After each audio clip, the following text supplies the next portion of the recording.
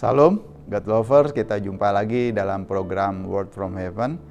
Senang saya berbagi dengan saudara semua. Pagi ini kita akan membaca renungan dari Mazmur 119 ayat 97 sampai 104 mengenai mencintai dan merenungkan firman Tuhan.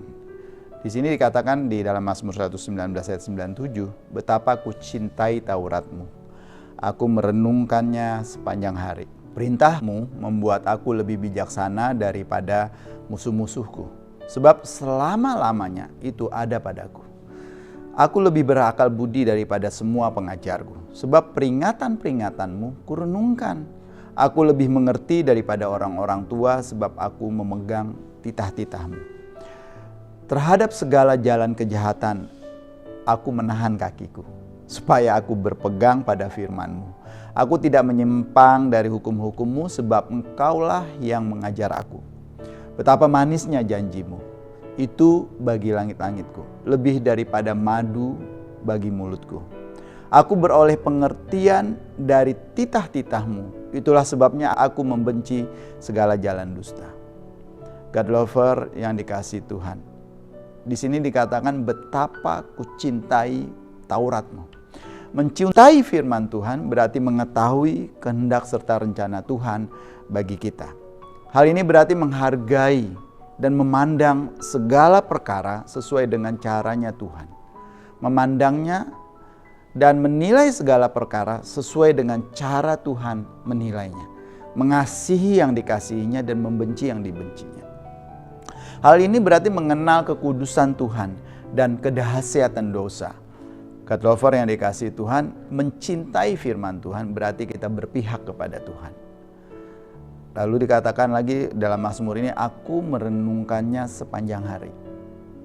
Perhatikan Bapak Ibu yang dikasihi Tuhan, merenung firman Tuhan tidak harus berakhir setelah kita selesai program Word from Heaven ini, atau ketika kita selesai membaca saat teduh. Kita dapat melanjutkan berkat itu dengan merenungkan firman itu, dengan membawa kitab suci misalnya kemanapun kita pergi. Apalagi sekarang kita dipermudah dengan gadget di mana kita bisa mendownload Alkitab digital, entah di handphone, entah di iPad, dan kita bisa memiliki kesempatan bersama-sama dengan firman Tuhan atau Alkitab itu dimanapun kita berada dan selalu mempunyai kesempatan untuk membacanya.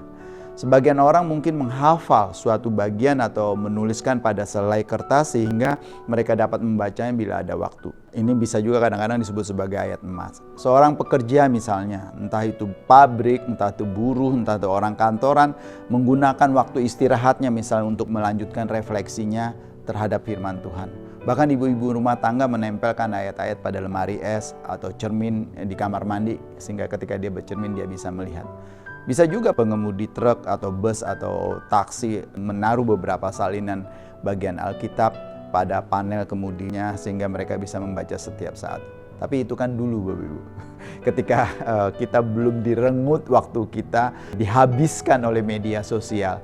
Kita sekarang lebih cepat buka media sosial handphone kita ketimbang kita membuka Alkitab kita.